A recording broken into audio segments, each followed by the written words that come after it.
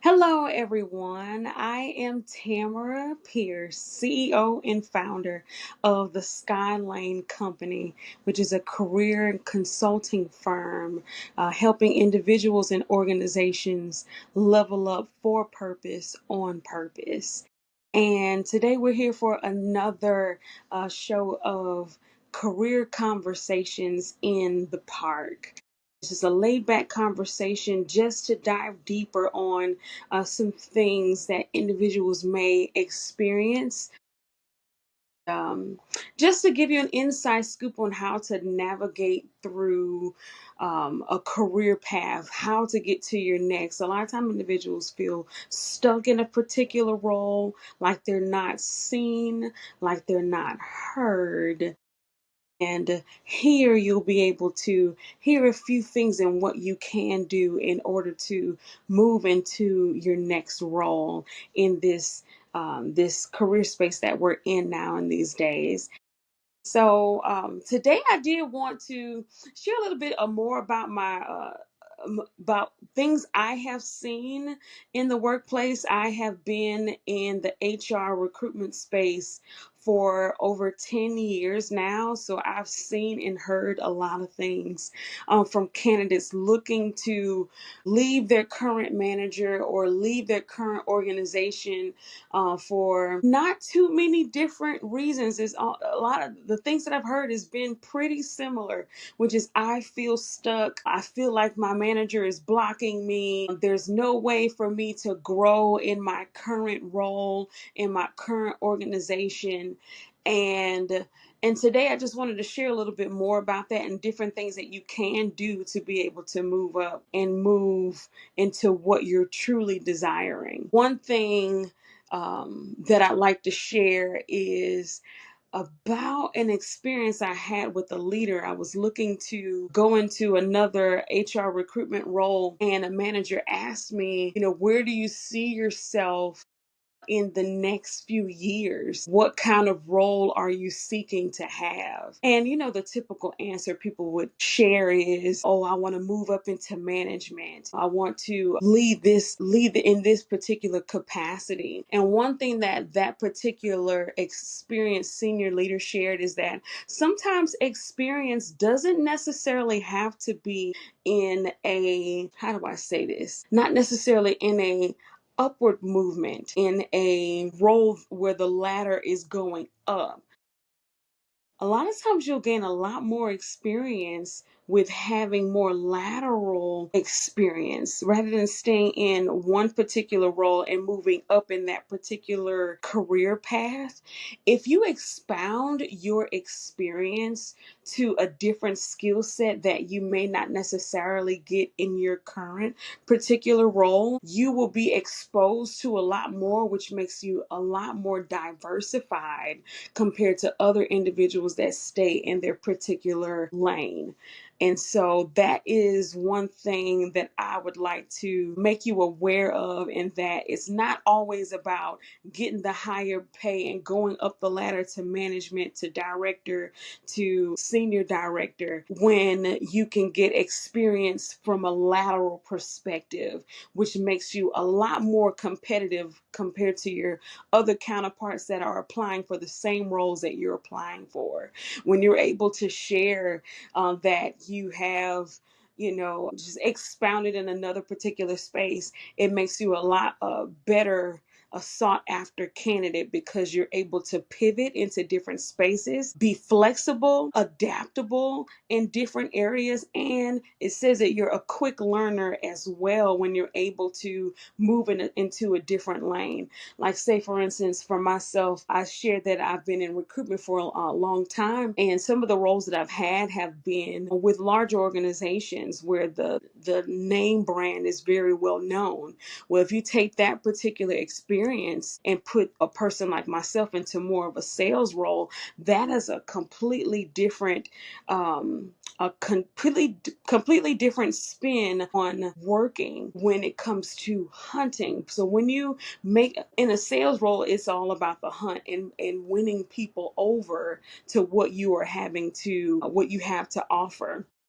And so again, having a different skill set definitely makes you more marketable and shares that you have the drive to be able to get the job done when it comes to getting to the role that you're wanting. So that's one thing I do want to share. Now, one thing that I've heard from candidates when applying for roles that I've had open, and they'll share that they feel stuck. But some things out here is that they're not necessarily doing anything in their current role or in their life in that moment to expand their experience or to learn something new or to raise their when when you're when you're in a role, when you're working for a company pays you not just to do your job, but to help meet the mission and the vision of the organization. And the way to become more of an asset is not necessarily waiting for your manager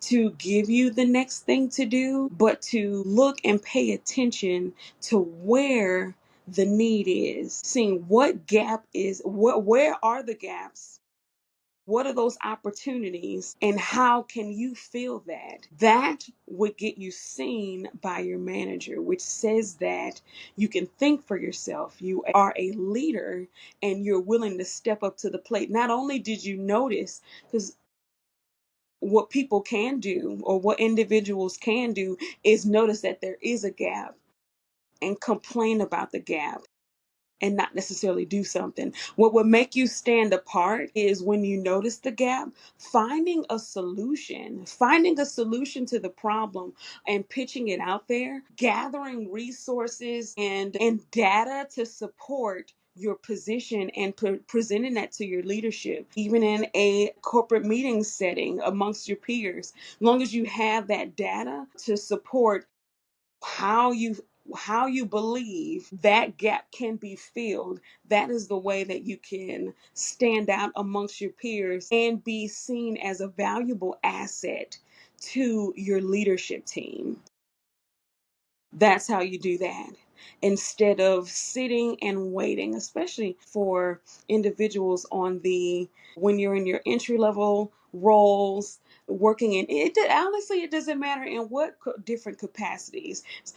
Managers want to see that you're willing to do the work and not necessarily wait for them to give you the assignment. When you're able to be a leader on your own, not necessarily overstep boundaries, not doing that, but to find a need and meet it. That's one of the Skyline Company's core five to soar, which is finding the need. What needs to be done? And from there, working on those different avenues to get that done. What's needed to make that happen? And when you present that in a calculated way, I would recommend email. Email is a great way to do that as well because it's documented and it shows that it came from you and from your desk to be able to present that data and that solution. From there, that's when your leadership would be able to present it to their leadership and roll out. And companies appreciate that when you're able to be innovative, think outside of the box to be able to meet the need. When you're able to meet the need, it helps with customer acquisition, with gaining more clients and showing that you're valuable to your clients that you do have and potential customers that you may have as well when you're able to scale in that way. And that's what business, especially at the rate that business is excelling with AI on the rise, technology constantly changing.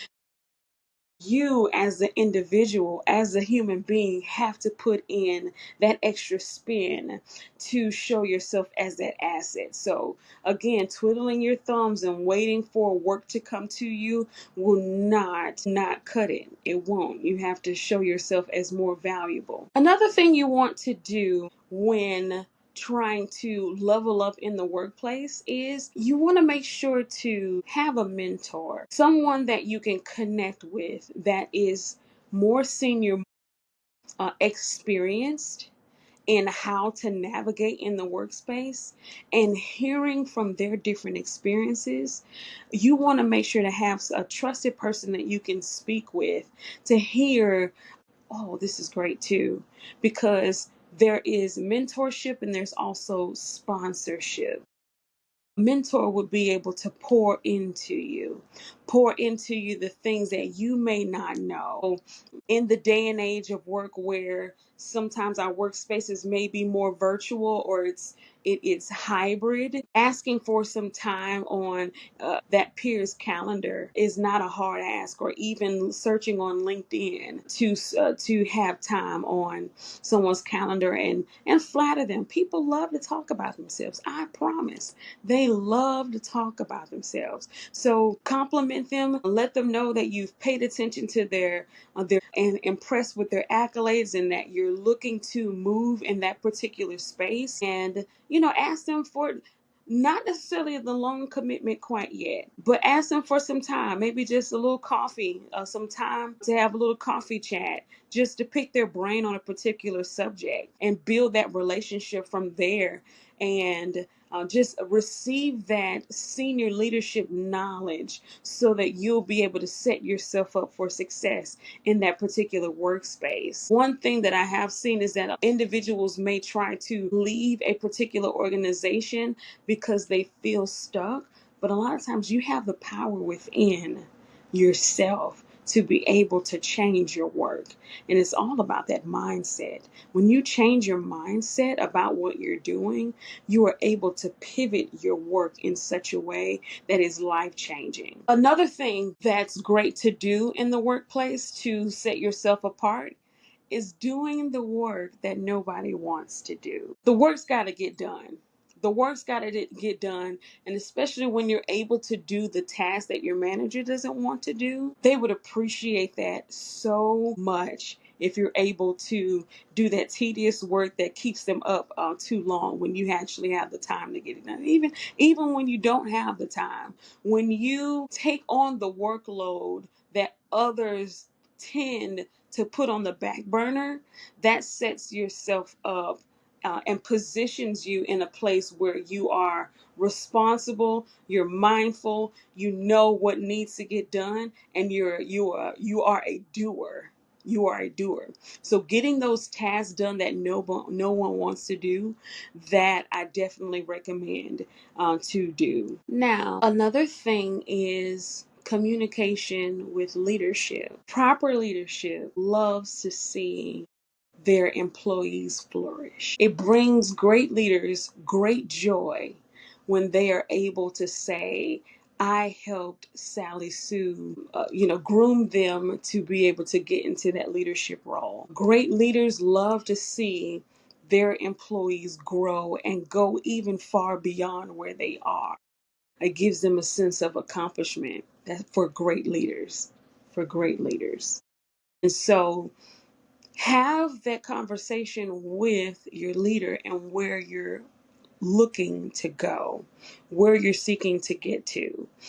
When having that conversation with them and being transparent about where you're wanting to take your career path, a lot of times they can help you to get there, whether it's giving you exposure to different projects that would give you exposure to skill sets that you may need in order to be successful in that next role that you're trying to get. They'll even be able to share what, in order to get to role C that you want, it may be best to work in role B. And these are the skill sets that you'll need for role B and C. So how about you take on this project here? And great leaders, they'll even try to create those different avenues for you if they're not too busy, which is why I say go back to what I mentioned before. Finding the need and meeting it so that you're able to get what you need out of it to stretch yourself. It's all about stretching yourself for the more, because if you are